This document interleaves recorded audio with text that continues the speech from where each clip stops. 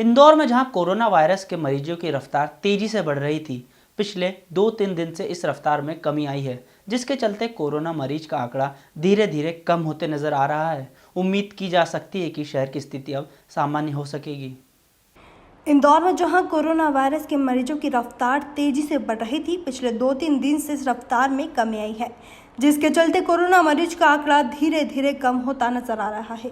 उम्मीद की जा सकती है कि शहर की स्थिति सामान्य हो सकेगी। कल देर रात एमजीएम कॉलेज द्वारा जारी बुलेटिन के अनुसार 507 सैंपल में से 453 नेगेटिव आई और 32 कोरोना पॉजिटिव मरीज सामने आए, जिसके बाद कुल पॉजिटिव मरीज 1545 हो गए।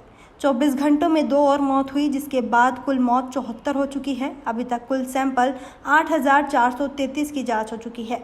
वहीं 229 कोरोना योद्धा अभी तक स्वस्थ होकर अपने घर जा चुके हैं। सीएमएचओ डॉक्टर प्रवीण जड़िया के अनुसार आज 50 मरीज डिस्चार्ज होंगे। वहीं अभी सबसे बड़ी समस्या नवजात के टीकाकरण के लिए हो रही है, जिसके लिए निर्देश दिए गए हैं कि जिस अस्पताल में बच्चों का जन्म होता है, जन्म के तुरंत बाद टीकाकरण अस्पताल द्वारा ही लगाया जाए। इसके बाद के जो टीकाकरण होते हैं उनके लिए अभी लॉकडाउन के चलते फिलहाल कोई सुविधा प्रारंभ नहीं की जाएगी। सुविधा बच्चों के टीकाकरण में 2 माह के गैप से कोई नुकसान नहीं होगा।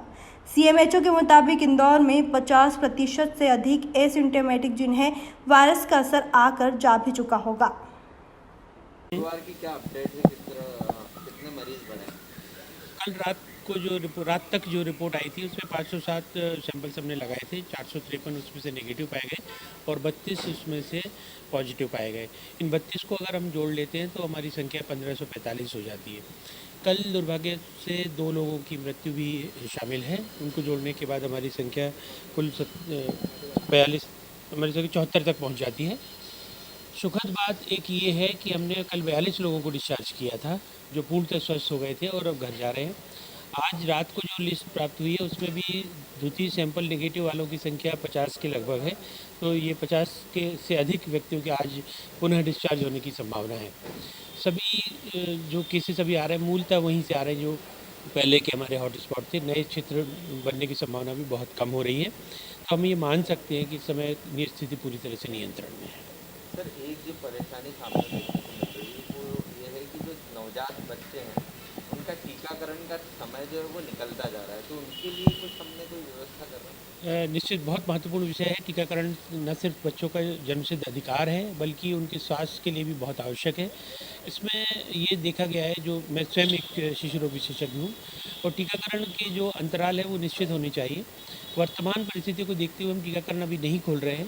अभी जो 14 दिन का लॉकडाउन बढ़ाया गया है इसमें अभी टीकाकरण प्रतिबंधित रहेगा। इनमें से जो भी टीके हैं जो जन्म लेते से ही आवश्यक होते हैं, उन्हें जहाँ भी प्रसव हो रहा है वहाँ लगाने के निर्देश दे दिए गए हैं।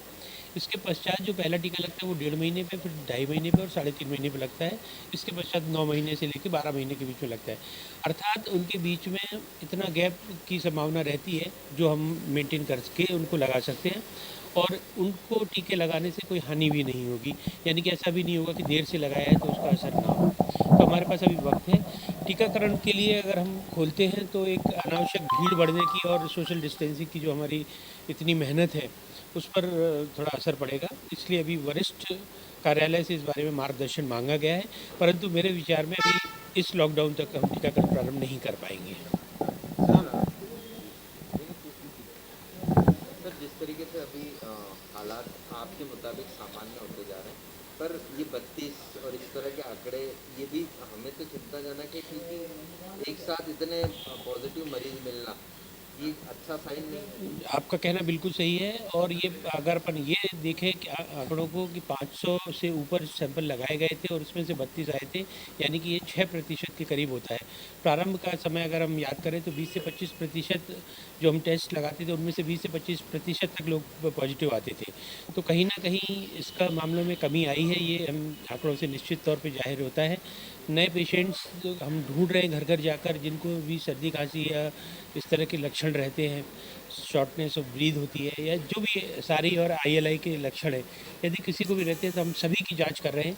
सभी की जांच करने के उपरांत भी यदि 6% तक पॉजिटिव आ रहा है तो ये एक अच्छा साइन है। सर, इसमें कहीं ऐसा भी हो कि जितने 100% लोग को ये वायरस प्रवेश करेगा, यह भ्रांति है इस तरह? तो ये कहना सही नहीं है कि 100% में ये प्रवेश करेगा ही। आपकी हर व्यक्ति की एक रोग प्रतिरोधक क्षमता में फ़र्क होता है, अलग अलग होती है, भिन्न भिन्न होती है। इससे उस व्यक्ति पे निर्भर करेगा। जिस तरह से पहले कहा जाता था कि टीबी इंडिया में हर किसी व्यक्ति को होती है, लेकिन जिसकी इम्यूनिटी कम होती है उस पे उभर आती है, तो वैसा ही कुछ मामला इसके साथ भी है। जिनकी भी इम्यूनिटी कम रहेगी उनको ये लक्षण देगा। अन्यथा अभी तक हमने जो देखा है करीब 50% हमारे जो पॉजिटिव लोग हैं ये एसिम्प्टोमेटिक है, तो कब वायरस आके निकल जाए, किसी को भी होके निकल गया हो तो भी पता भी नहीं चलेगा। सर, बहुत से लोग अभी भी शहर के अंदर डायलिसिस के लिए वापस से थोड़े परेशान होने लग गए हैं, उनके लिए क्या सुविधाएं आप?